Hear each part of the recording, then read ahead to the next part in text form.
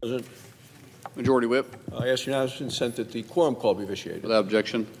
Mr. President, I ask unanimous consent to waive the mandatory quorum call with respect to the en bloc nominations provided for under the provisions of S.Res. 377. Without objection.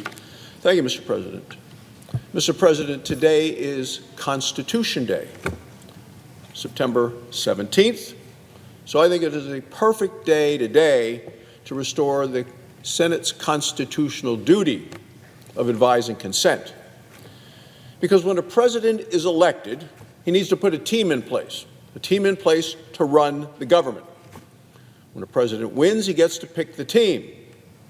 Modern presidents have over 1,000 positions to fill. There is a role in the Senate for advise and consent. But Senate Democrats have done everything you can think of to prevent President Trump from putting his team in place. He needs to get these people on the job, and let me be clear, Democrat obstruction ends today. This week, Republicans in the Senate will break the blockade and move America forward. Now, we're going to begin to confirm this backlog of President Trump's qualified nominees. You know, historically, this Senate, acting as a body of the whole, has considered nominees pretty quickly after they've come out of the vetting in the committees.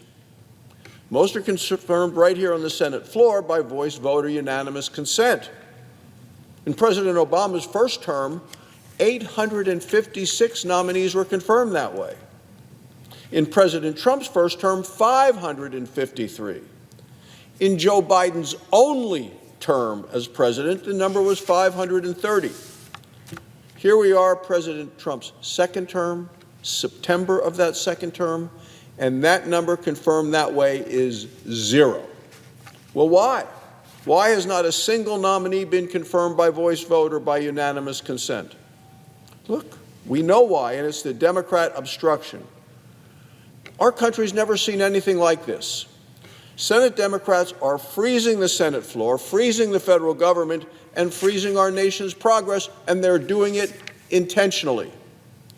This harms our nation's safety. It hamstrings the president and the voting people's agenda. That's what people voted for. They elected President Trump. He won all 7 battleground states.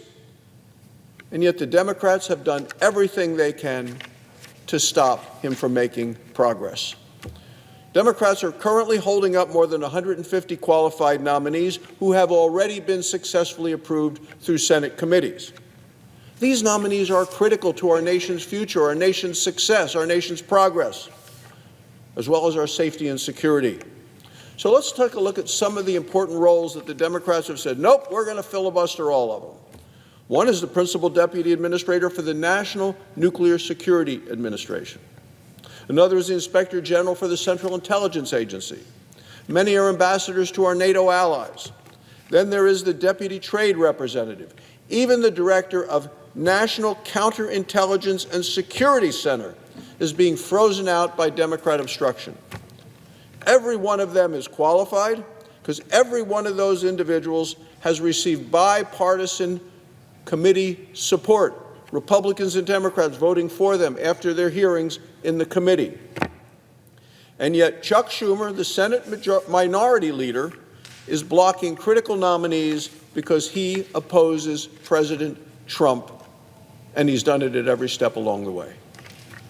Democrats failed to defeat President Trump in November at the ballot box, so instead they're trying to sabotage his team right here on the Senate floor. When Democrats filibuster nominees, they don't even bother to debate their qualifications. Simply delay for the sake of delay and obstruction. Our Senate committees have done their jobs on all of these nominees. Every one of these nominees that's being held up here on the Senate floor, every one of us has appeared at hearings in committee. They've answered a barrage of questions from senators. They passed FBI background checks. They cleared Senate ethics investigations. They passed out of committee. Many and every one that we're going to be voting on in this group this week had bipartisan support. Let's be clear what that means. Democrats here on the floor, Chuck Schumer, are blocking nominees who members of their own party already said, yes, these are qualified. Let's get them on the job. This is unprecedented and it is wrong. Now, Democrats are free to vote no on nominees. That's okay. But an all-out obstruction, it weakens our country and it wastes the Senate's time.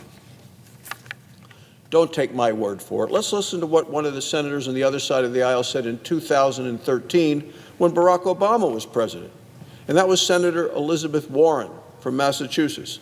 She came to this very floor, stood over there at that desk and said, without a government that was staffed, justice would not be established, our common defense, she said, would be threatened, and the blessings of liberty that we hope to secure through our laws would go unfulfilled.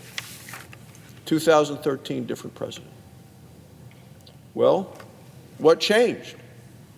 Well, what changed is in November, Americans voted to get America back on track, and they elected Donald Trump as president to do it. Democrats' response was to shut down the Senate nomination process and to stop senators from doing the people's business. Today, Republicans are taking decisive action, and we're going to start voting on that in a few minutes, Mr. President. And we are going to break the Senate's procedural logjam. We're returning to the long-established traditions and principles of the Senate. Tomorrow, the Senate will vote on 48 nominees together in a single group. Each and every one of them has received bipartisan support in Senate committees. We're not going to stop there, though. Over 100 more nominees will be ready for confirmation by the end of this week to get that process moving. It's time for the Senate to clear the nominations backlog and clear it quickly, and so we will. That way, the Senate can get back to the work of legislating, of working on behalf of the American people. We have important legislation to consider, appropriations bills. We have the National Defense Authorization Act, the Farm Bill, legislation to make our cities safe from violent criminals. Senate Republicans are going to continue the work of the American people. We're going to continue to work to get America back on track. Thank you, Mr. President. I yield the floor.